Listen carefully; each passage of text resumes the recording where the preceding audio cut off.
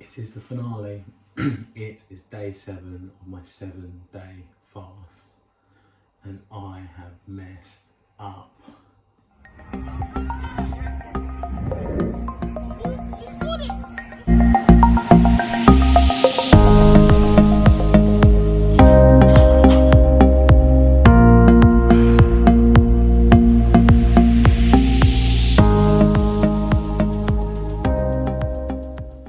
So the idea was to do 7-day fast, but I knew that I wasn't going to be able to end my fast how I had planned to do so, because I couldn't do 7 full days, wake up on the 8th day, have a workout and then eat as soon after that workout as I could before going off to work. So what I ended up doing was doing 6.5 days, waking up on the 7th day, having a good workout, which I've got a couple of recordings of. We're going to click back to see some of that in a moment, and then have something to eat. I did do what I planned in as much as the workout that I had and what I planned on eating, which was a bone broth made from a chicken carcass that my wife cooked up a couple of months ago and then froze, because we already had some ready to go at the time. Again, I've got a couple of clips of how to make that up and exactly how I drunk my bone broth. But yes, I have messed up, and that is because I have come home after my full 7th day of not eating, breaking my fast in the late morning, only having bone broth, and then when I first have had something to eat this evening, I've overdone it. I have overdone it, and I'm not feeling good. And there's carbs in there, there's heavy stuff that is not on my plan to maintain the diet that I want.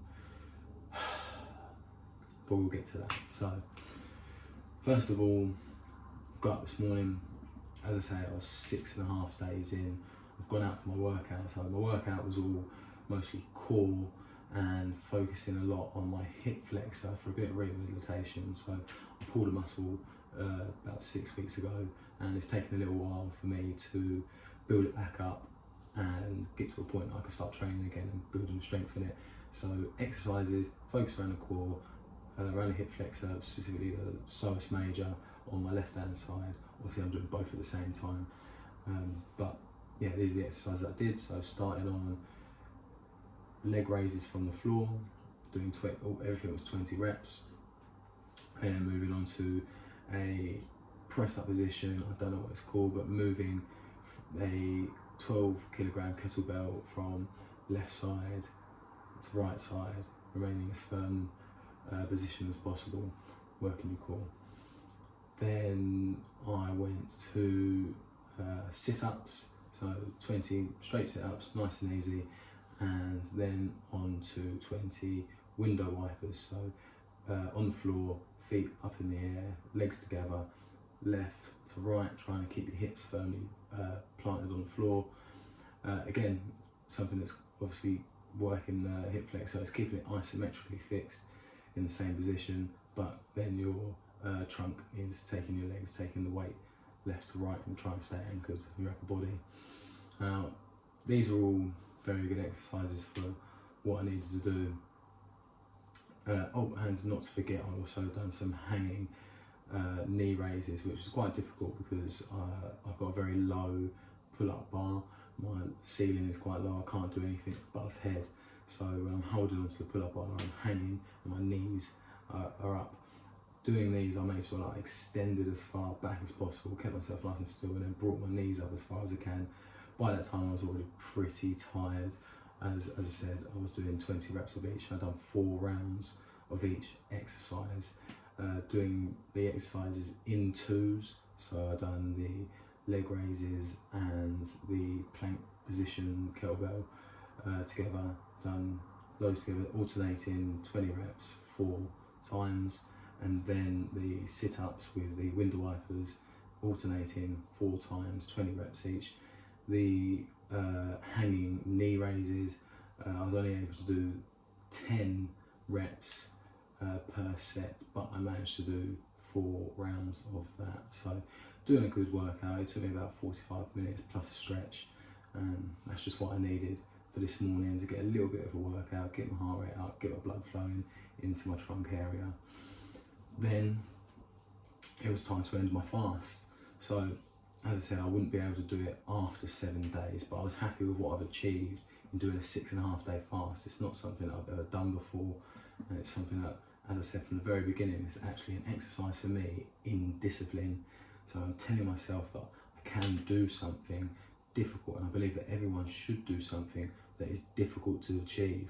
It shows resilience, and it shows you that not everything is out of sight, that the goal that you want, the something that you want to achieve, something that if you're a little bit overweight and you're thinking, oh, I can't look like these people that you idolise, or I can't do this particular thing that I really want to do, whether it be you want to go out for a run, you want to do a 5k, you want to one day do a marathon, you want to play a sport that you can't do, or if it's as simple as playing with your children. One of the things for me is that I've got a 2-year-old daughter, and I want to be able to play with her and keep up with her and not say, oh baby, sorry I can't, daddy needs a rest. So one of the things that I need to do is sort my health out, do some exercise, have some discipline in my health regime, my food, get some decent sleep, and ensure that I have a life of longevity where I can maintain a healthy body and a healthy mind, and not decay to decay too early.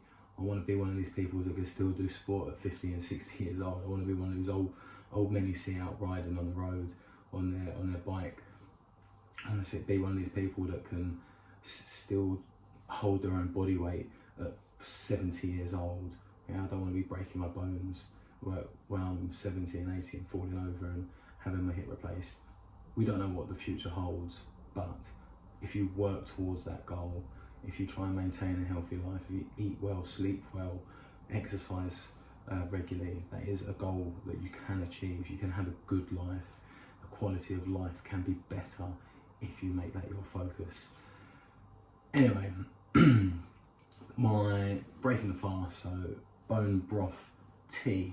I like my bone broth tea. I like to mix it with a little bit of turmeric with it. So you'll see here that I've got my frozen, which I began to defrost, bone broth out of the fridge.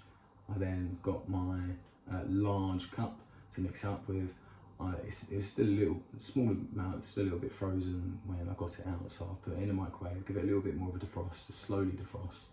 Then boiled the kettle, filled up the kettle with water, it's already got the turmeric in it, and gave it a good mix about.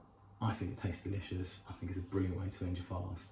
Loads of nutrients in there, loads of things that you're not going to get from anything else but a bone broth. We should be utilising these bones that have got loads of nutrients on them, all that bone marrow in there, and yeah, endless amount of things that we're not going to get from any other source of food. And yeah, I found that very, very good. I had 1 cup in the morning for breakfast to end my fast. I then made a 2nd cup to put in my soup flask, which I then took to work and had for lunch, and I felt that was perfect. It was a brilliant start to my day, and I continued it on by having that for lunch, and it was excellent. It was a brilliant way to start my day and end my fast. Getting home, I done exactly again what I meant to do, what I had planned to do, which was to break open my lamb chops I'd had waiting for me, organic grass-fed lamb chops I'd ordered from primalmeats.com, a site set up in the UK that goes to farms that share a idea of what farming should be and how cattle should be raised, and they understand and appreciate diets such as paleo and keto. So that was really good for me. But here's where I fell off, and I knew it was coming. As soon as I ate that, I was just desperate for more food. I started craving so much. It wouldn't have been too bad if I'd have stopped after my treat, which was some peanut butter with a little bit of banana. That in itself I wasn't planning on doing. I shouldn't have had it. I could have saved it for tomorrow or the day after, but I just couldn't help myself. I fell off the wagon as soon as I managed to actually put some solid food into my mouth. And then I noticed that my daughter, who's now in bed, had left some toast which she had after coming home from nursery, and I just couldn't sit there and let 2 slices of toast go to waste and put them in a bin. I had to finish them, and I shouldn't have done that, and I'm not happy about it. In fact, I'm rather devastated that I allowed myself to do that. I feel like a complete idiot. The whole exercise was to fulfill myself with some drive and motivation to continue this health pushing forward. It doesn't sound too bad as 2 slices of toast, but I've really overfilled my belly considering I've just done a 7-day fast, and now I don't feel particularly great going to bed. It's a bad knock-on effect. Having said that, I've learned something. When I first started fasting nearly 2 years ago, about a year and a half ago, I was doing it because I was exploring different ways of dieting. I was exploring different ways of maintaining a healthy life. It's something that I come across looking at different videos. I looked into it a bit further. I thought I could do that. It's a good idea. It's something that I believe roots back to an ancestral kind of life. People wouldn't have always ate food. There would have been feast and famine, and your body adapts to being able to fast, so it is good for you. We know about autophagy and how the benefits of that and cell rejuvenation is good for you. So that's something I thought I'd take up. Well, when I really got into it, when I really started to utilise it, me and my friends had a little goal to do a few different challenges over the course of a couple of years. One of those challenges was to be the first one to drop 10 kilograms. Now, we all agreed that we wouldn't do it by damaging ourselves and just stop eating altogether. I told them that I was going to try out fasting, but a calculated way. So, as I said, I tried a few different ways: intermittent fasting, 18/6s, but I wound up most enjoying doing 24 and 48-hour fasts. That worked out really well for me, especially at the time I had a good paleo diet, although I was drinking a bit too much. I ended up cutting that out as well, and then I dropped the 10 kilos within a few months, carried on fasting for at least another 9 months before then things started to fall apart. A few birthdays got in the way of that, and 30th birthdays, what can you do? If you're not enjoying yourself, then you're not really living, but you still have to maintain your discipline. And that's what I lost. What I've noticed now is that at that time I had a goal to achieve a drop in 10 kilograms, and then after that I was also able to maintain my health with the goal of the next challenge that we had set ourselves as a group of friends. And then we had another challenge as a group of friends, and that worked. Having a goal, I've always heard of it. People have told me that throughout my life, that if you have a goal, you have something to achieve, you have something to aim at, then it's easier to keep your mind sharp and focused. And that's what I had over this 7-day fast. I had a goal to achieve something difficult. I had a goal to toughen up my mind, to get over this hurdle of something that not many people in this modern age do. And I felt amazing when I achieved that goal. So amazing that I decided to treat myself when I got home, and I let loose my inhibitions, and now I need to pick myself up again. So I'm going to achieve that goal again. Not the 7-day fast, I'm going to save that for a few months' time, but I am going to continue fasting by doing 24 hours once a week, 48 hours once a month. I'm going to get back on the paleo-ish diet as of tomorrow. But I'm going to set myself a goal. So one of the other things that I noticed I decided to look at during or after my gym session this morning was how much I weighed. And that wasn't a big focus for me. I don't really care too much about my weight or my looks necessarily, but I do know that they are a reflection upon many other factors that give you an idea of your health. So when I went into this, I was about 102 kilograms, and when I weighed myself this morning, I was about 98 kilograms. So I lost 4 kilograms over the fast, but it gives me a good idea that I'm on the right trajectory. So keeping this healthy lifestyle, I'm going to go back and do what I did before. I have a few small goals that I'm achieving along the way. So rehabilitation of my hip flexor that I mentioned. I want to get back into playing rugby and playing some other sports, but I am going to give myself the goal of hitting what I believe is my athletic weight. So when I'm in good health, when I'm feeling good, my athletic weight, the weight that I feel best, where I'm still maintaining some muscle mass, but I'm also light enough that I feel agile and I can move around the pitch or the court, is about 85 kilos. So I'm currently 98, I've got to lose 13 kilos to get myself back down to my athletic weight. So I could give myself that goal. I'm not going to give myself a time frame just yet.